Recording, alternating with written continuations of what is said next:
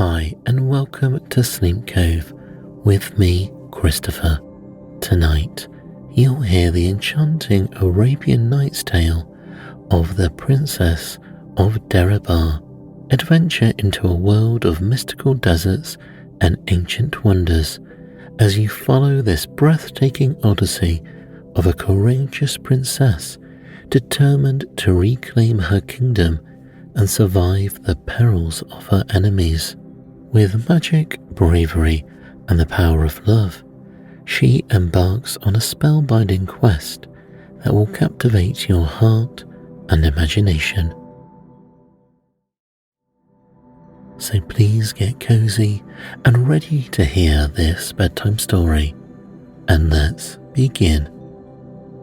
The story of the Princess of Derybar.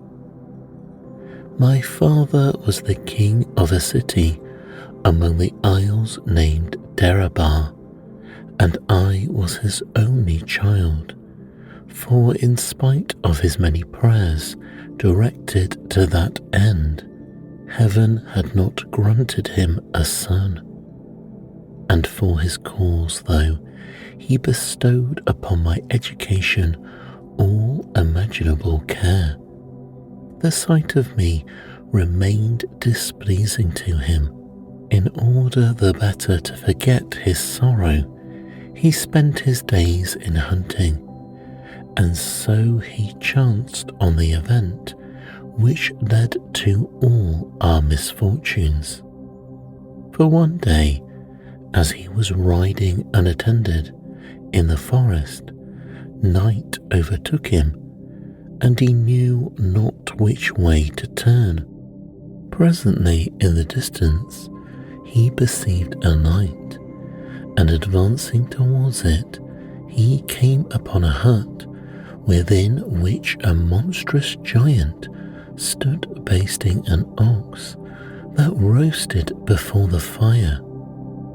In the further corner of the hut lay a beautiful woman with hands bound and a face betokening the deepest affliction, while at her feet a young child between 2 and 3 years of age stretched up his arms and wailed without ceasing. At this sight, my father was filled with compassion, but his desire to effect her rescue was restrained for a while by fear that a failure might only make matters worse. In the meantime, the giant had drained a pitcher of wine, sat down to eat. Presently he turned himself about and addressed the lady. "Charming princess," said he, "why will you not accept the good things which are within your reach? Only yield to me the love that I demand, and you will find in me the gentlest and most considerate of lords." To these advances, however, the lady replied with resolution and courage. "Vile monster," she cried, "every time I look at you does but increase my hatred and loathing towards you. Unchangeable as the foulness of your appearance is the disgust with which you inspire me." These words of violent provocation were no sooner uttered than the giant, beside himself with rage, drew his sword and, seizing the lady by the hair, lifted her from the ground in preparation for the blow that would have ended all. Whereupon, seeing that not a moment was to be lost, my father drew his bow and let an arrow fly with so good an aim that it pierced the heart of the giant, and he fell dead. Immediately entering the hut, my father raised the lady from the swoon into which she had fallen, and severing her bonds gave her the needed reassurance that all danger was now over. Before long, he learned in answer to his inquiries that she had been wife to a chief of the Saracens, in which service the slain giant had, on account of his great strength, occupied a position of trust. Thus, however, he had shamelessly betrayed for having concealed a violent passion for his master's wife. He first persuaded the chief in an expedition which terminated in his death, and then returning in haste, carried away by force not only the lady but her child also. From this degrading bondage, my father's act had now saved her, but though thus relieved of immediate danger, the wife of the Saracen chief was both solitary and friendless, for not only was she too far removed from her own land to return to it unaided, but she had small hope, should she ever arrive there, of securing for her son his rightful inheritance. This being the case, my father, moved with compassion, determined to adopt the child as his own, and as the lady gratefully accepted his proposal, the next day, as soon as it was light, he returned to Deryabar, bringing with him mother and son. Thus it came about that the son of a Saracen chief was brought up in my father's palace like a prince of the blood royal, and so, on attaining to manhood, having both grace and good looks to recommend him, he came to forget the comparative loneliness of his origin, and aspiring to become my father's heir, had the presumption to demand my hand in marriage. A claim so audacious merited the severest punishment.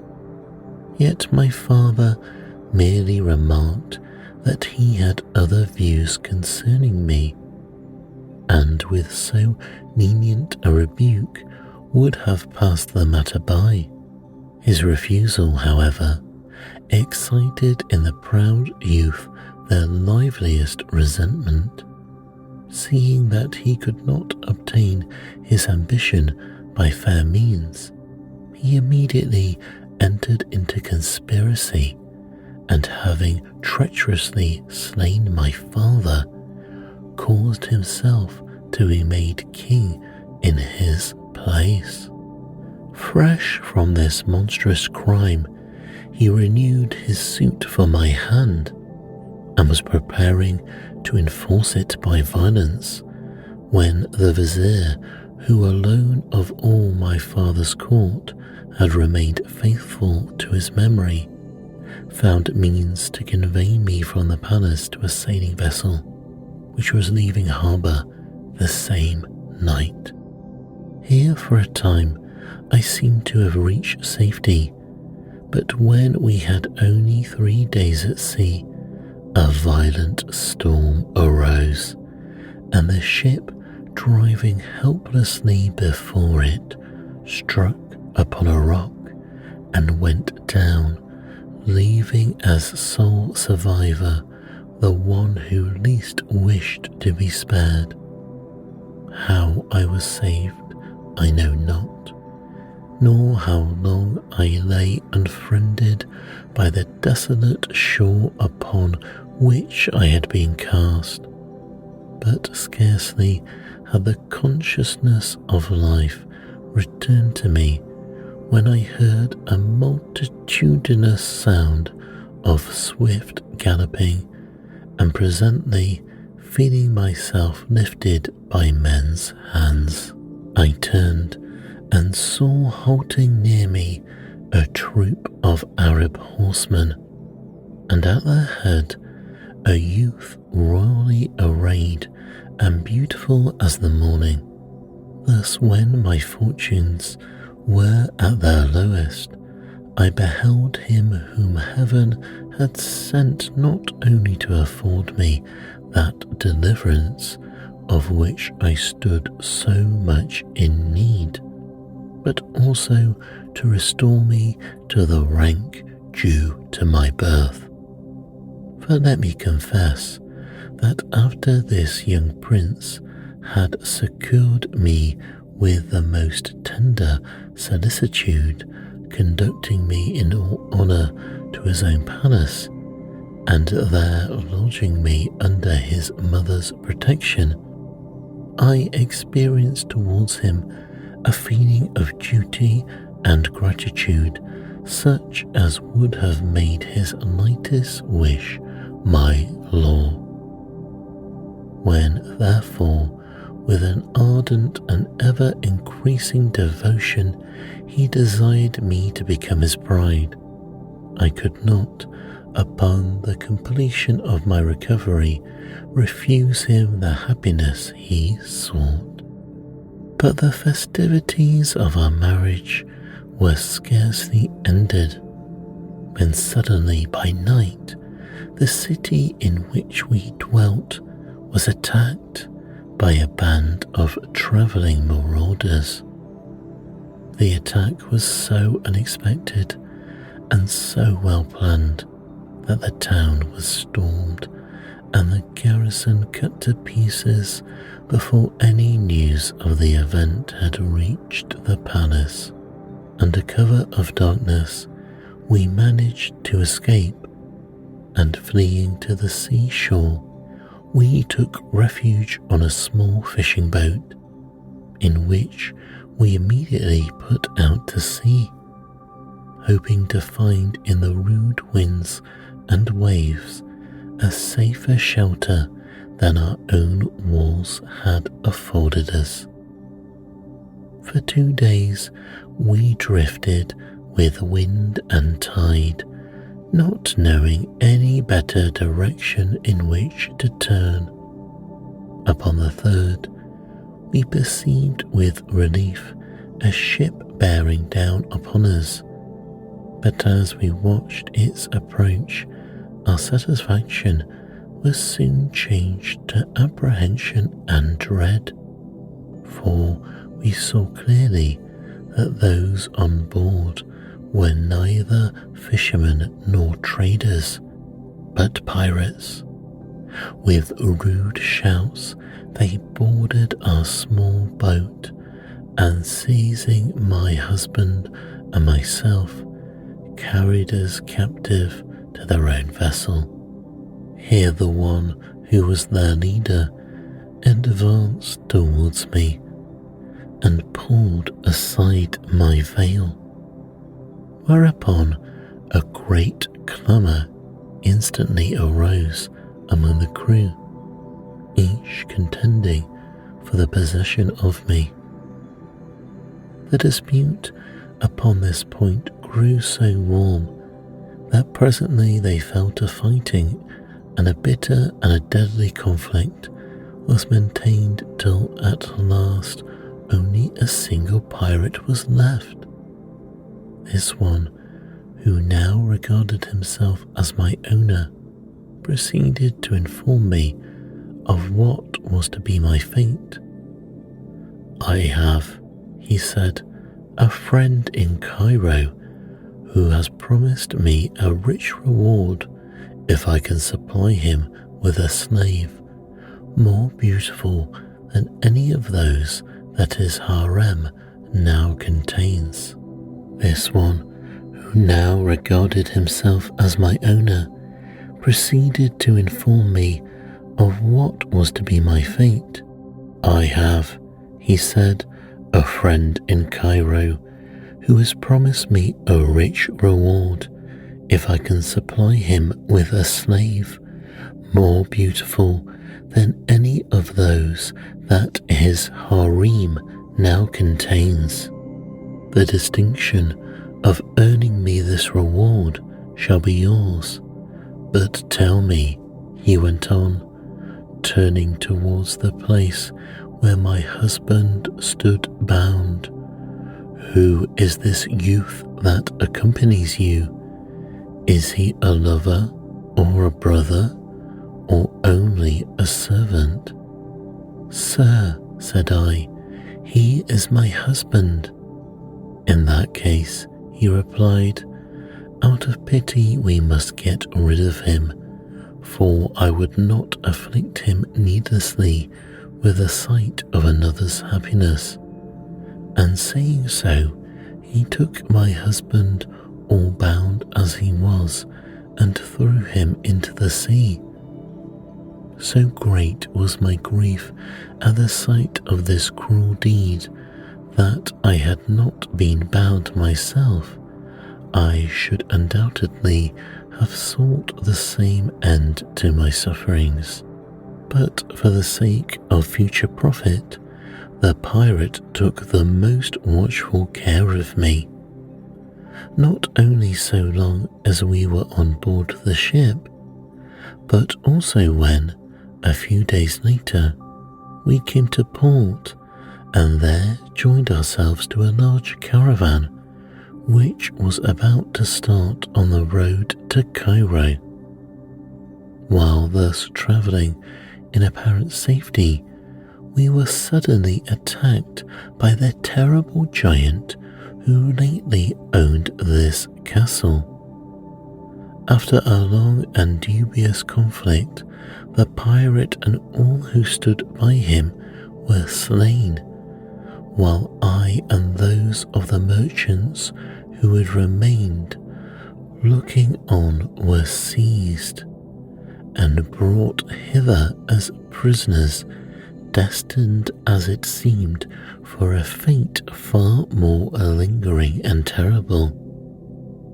The rest of my story, brave prince, I need not here recount, since the shaping of it was largely in your own hands, and since to you alone is owed the happiness of its conclusion.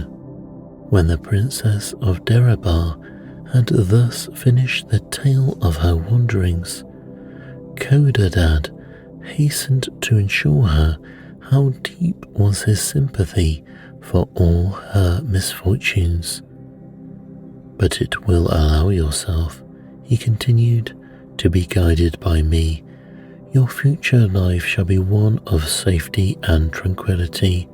You have but to come as my bride, and the king of Haran will offer you an honourable welcome to his court, while, as regards myself, my whole life shall be devoted to securing for you the happiness which your grace and noble qualities prove that you deserve, and that you may not regard this proposal as too presumptuous. I have now to inform you, and also these princes, concerning my birth and rank, for I too am a son of the king of Haran, born to him at the court of Samaria by his wife, the Princess Peruzi, whom he had sent unjustly into banishment. A declaration on the part of Codadad so accorded with the inclinations of the princess that she at once yielded her consent.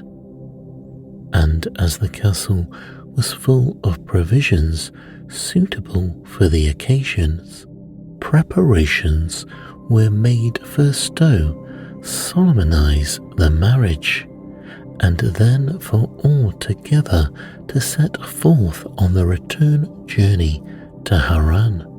As for the princess, though, they received Codadad's news with every outward protestation of joy.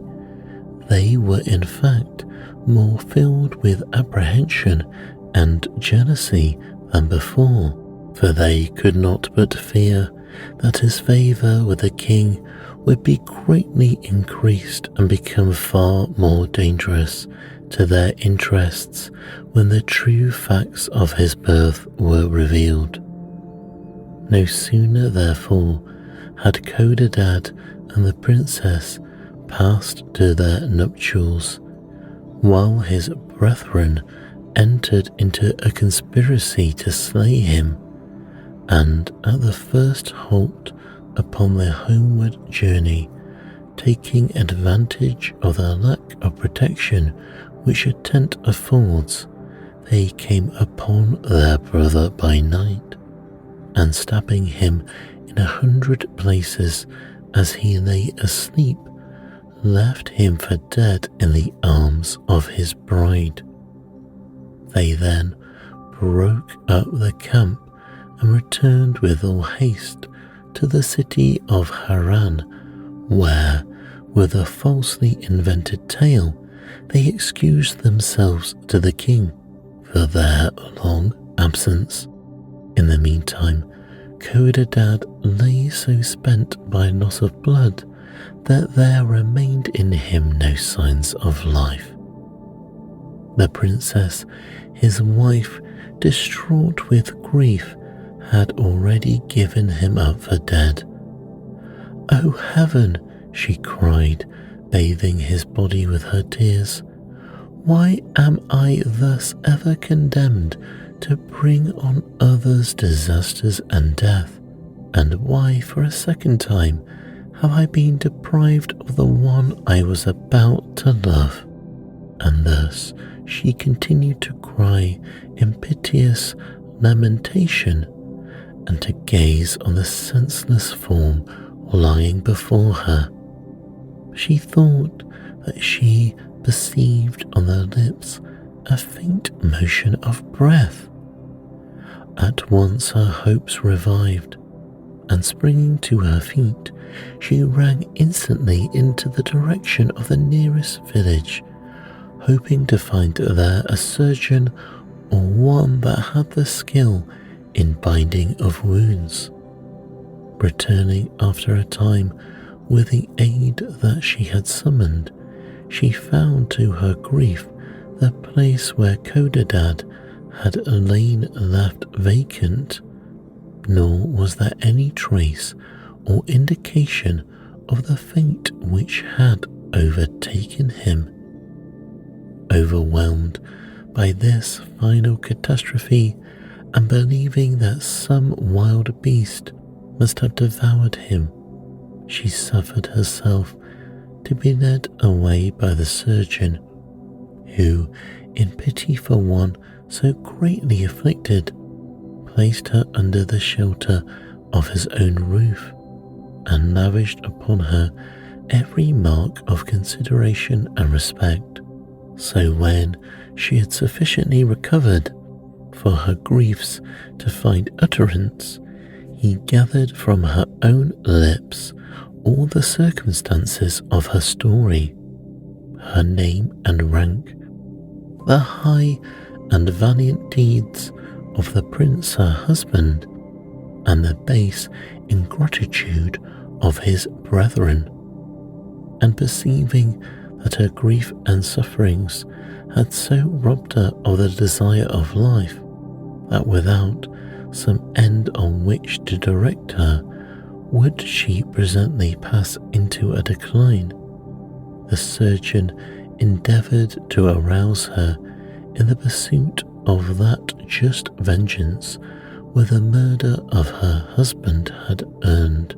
"Do not," he said, "let the death of so noble a prince become a benefit to his enemies.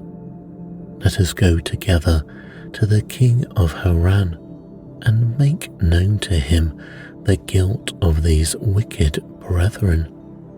For surely the name of Codadad should live in a story.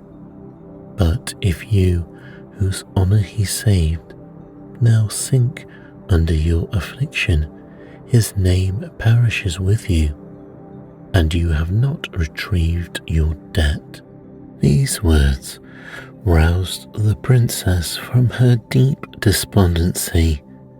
Forming her resolution on the surgeon's advice, She arose instantly and prepared herself for the journey, and with such haste and diligence she did not pursue her project that within 2 days she and her companion arrived at the city of Haran. Here strange news awaited them, for all at the caravanserai it was told how lately there had come to the city an exiled wife of the king, Princess Perosi by name, inquiring for news of her lost son, and how, as now appeared, this son had already been under a feigned designation at his father's court, and after performing many exploits and deeds of heroism, had disappeared, none knew whither. 49 sons had the king by different wives, but all these, it was declared, he would willingly put to death, so only that Codadad might be restored to him. Now when the Princess of Derybar heard this, she said, I will go to the Queen Perosi and make known to her the fate of her son, and when we have wept together and drawn comfort from each other in our grief, then we will go before the king and demand vengeance on the murderers. But the surgeon said, have a care what you do, for if the Princess of Haran learn of your arrival, they will not rest till they have done to you as they did to your husband. Let us therefore proceed with secrecy, and do you on no account let your presence here be known till the king has been thoroughly informed of the whole matter. Then, leaving the princess in a place discreetly chosen, he went forth into the streets and began to direct his steps towards the palace. Presently he was met by a lady mounted upon a mule richly adorned, and behind her followed a great troop of guards and attendants. As she approached, the populace ran out of their houses and stood in rows to see her go by, and when she passed, all bowed down with their faces to the earth. The surgeon inquired of a beggar whether this one was one of the king's wives. Yes, brother, replied the beggar, and the best of them all, for she is the mother of Prince Codadad, whom now that he is lost, all hold in love and reverence. And thus each day she goes to the mosque to hear the prayers which the king has ordered for her son's safe return. Seeing his course now clear, the surgeon went and stood at the door of the mosque, waiting the queen's departure. And when she came forth with all her attendants, he plucked one of them by the sleeve and said to him, if the queen would have news of her son, Prince Codadad, let her send for the stranger, who will be found waiting at the door of her palace. So as soon as Perosi had returned to her apartments, the slave went in and gave her his mistress the message. This she sent in all haste and caused the surgeon to be brought before her. And the surgeon prostrated himself and said, O Queen, let not the grief of the tidings which I bear be visited upon me, but on them that were the cause of it. And she answered him, "Have peace and say on." So he told her, as has been set forth, the full story of all the courage and prowess of Codadad, and of his generosity towards his brethren, also of his marriage to the Princess of Derybar, and of what followed after. But when he came to speak of the slaying of her son, the tender mother, as though receiving in her own body the strokes of the murderers, fell forward upon the ground, and there for a while lay motionless without a sign. When, however, the surgeon, aided by her women, had restored her to her consciousness, then Pirosi, putting aside all personal grief, set her mind upon the accomplishment of the duty which now lay before her. "Go instantly," she said, "and tell the Princess of Derybar that the king will shortly receive her with all the honour due to her rank. As for yourself, be assured that your services will be remembered." Hardly had the surgeon departed when the king himself entered, and the sight of his queen's deep affliction at once informed him that something dreadful must have occurred. "Alas," she cried, "our son no longer exists, nor is it even possible to pay to his body those last rites which were due to his rank and virtue. For stricken by treacherous hands and left to perish unprotected, he has fallen prey to wild beasts, so that not a trace of him remains." She then proceeded to inform her husband of all the horrible circumstances which the surgeon had narrated. But before she had ended, the king became so transported with rage and grief that he could no longer delay the setting in motion of his just vengeance.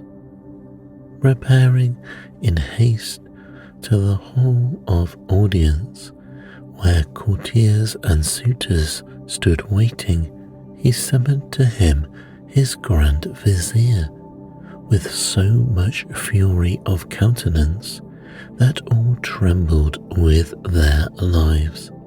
"Go instantly," he cried, "arrest all the princes and convey them under a strong guard to the prison assigned for murderers." The vizier, not daring to question an order so terribly uttered, went forth and fulfilled the king's command with all speed. On his return to the palace for the presentation of his report, a further order almost equally surprising awaited him. The king described to him a certain inn lying in a poor quarter of the city.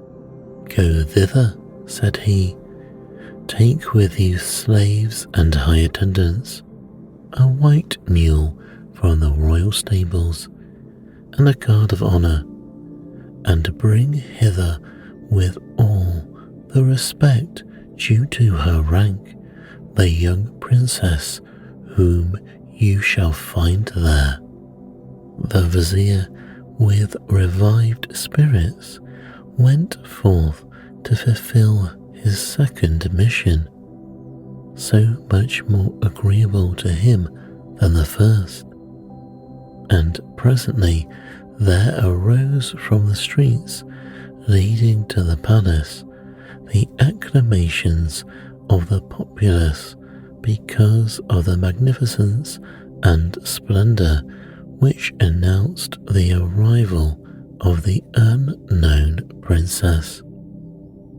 The king, as a token of respect, stood waiting at the palace gates to receive her, and taking her hand, he led her to the apartments of the Queen Pirosi.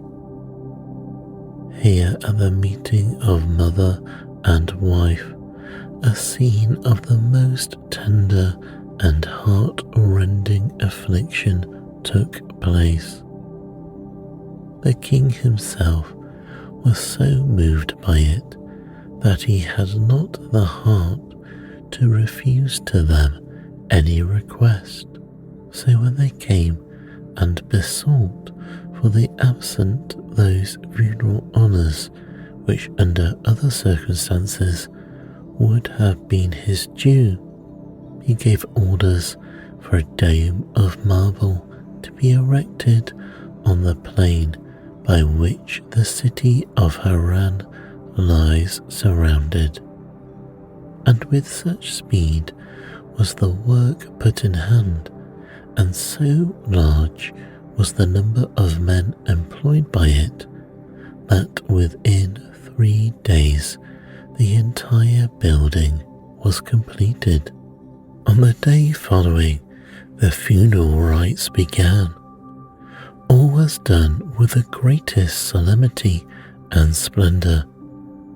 First came the king, attended by his vizier and all the officers and the lords of his palace, and entering the tomb in which lay an effigy of Codadad, they seated themselves on carpets of mourning bordered with gold.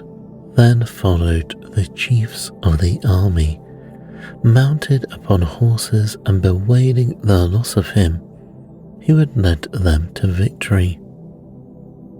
Behind these came old men upon black mules, with long robes and flowing beards, and after these, maidens on white horses, with heads unveiled, bearing in their hands baskets of precious stones. Now when these had approached and compassed the dome 3 times about, then the king rose up to speak the dismissal of the dead, touching with his brow the tomb whereon the effigy lay. He cried in a loud voice, "O my dear son, O light of mine eyes, O joy that is lost to me forever." After him all the lords and the chiefs and the elders came and prostrated themselves in like manner. And when the ceremony was ended, the doors of the tomb were shut, and all the people returned to the city. Now after this, there was prayer and fasting in the mosque for 8 days, and on the 9th, the king gave orders that the princes were to be beheaded. But meanwhile, the neighbouring powers, whose arms the king of Haran had defeated, as soon as they heard that Codadad was dead, banded themselves together in a strong alliance, and with a great host began to advance upon the city.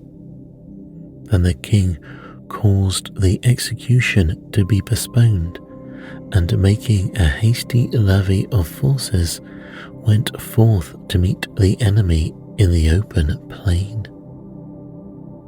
And there the battle was joined with such valour and determination on both sides that for a time the issue remained doubtful. Nevertheless, because the men of Haran were fewer in number, they began to be surrounded by their enemies. But at the very moment when all seemed lost, they saw in the distance a large body of horsemen advancing at the charge. And while both combatants were yet uncertain of their purpose, these fell furiously and without warning upon the ranks of the allies, and throwing them into sudden disorder, drove them en route from the field. With the success of their arms thus established, the two leaders of the victorious forces advanced to meet each other in the presence of the whole army, and great was the joy and astonishment of the king when he discovered in the leader of the lately arrived troop his long-lost son Codadad. The prince, for his part, was equally delighted to find in his father's welcome the recognition for which he had yearned. When the long transport of their meeting embrace was over, the prince, as they began to converse, perceived with surprise how much was already known to the king of past events. "What?" he inquired. "Has one of my brothers awakened to his guilt and confessed that which I had meant should ever remain a secret?" "Not so," replied the king. "From the Princess of Derybar alone have I learned the truth. For she it was who came to demand vengeance for the crime which your brothers would still have concealed." At this unlooked for news of the safety of the princess and her arrival, he then heard about the safety of the princess and of her arrival at his father's court. Codadad's joy was beyond words, and greatly was it increased when he heard of his mother's reinstatement in the king's favour with the honour and dignity due to her rank. He now began to perceive how events had shaped themselves in his absence, and how the king had already become informed of the bond that existed between them. As for the rest of his adventures, together with the circumstance which had led to his disappearance and supposed death, they were soon explained.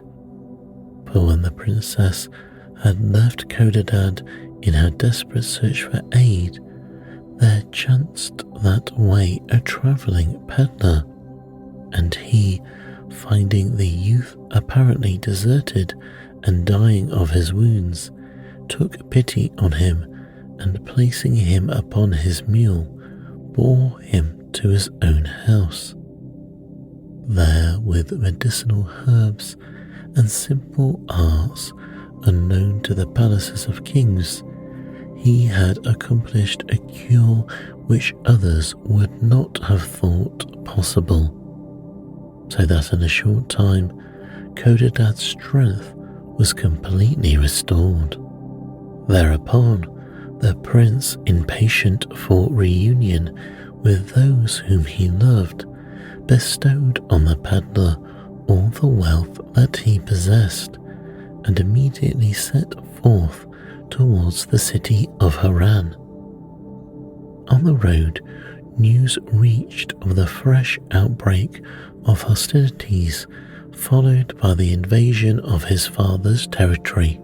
Passing from village to village, he roused and armed the inhabitants, and by the excellence of his example, made such soldiers of them that they were able in the fortunate moment of their arrival to decide the issue of the conflict and give victory to the king's arms. "And now, sir," said the prince in conclusion, "I have only one request to make, since in the event all things have turned out so happily. I beg you to pardon my brothers in order that I may prove to them in the future how groundless were the resentment and jealousy that they felt toward me. These generous sentiments drew tears from the king's eyes and removed from his mind all doubt as to the wisdom of the resolution he had been forming. Immediately before the assembled army, he declared Codadad his heir, and as an act of grace to celebrate his son's return, gave orders for the princess to be released. He then led Codadad with all speed to the palace, where Peruzzi and her daughter-in-law were anxiously awaiting them. In the joy of that meeting, the prince and his wife were repaid 1,000-fold for all their griefs and hardships they had undergone, and their delight in each other's society remained so great that in all the world no happiness has been known to equal it. The princess half died of shame when the means by which their pardon had been procured was revealed to them. But before long, the natural insensibility of their characters reasserted itself, and they recovered.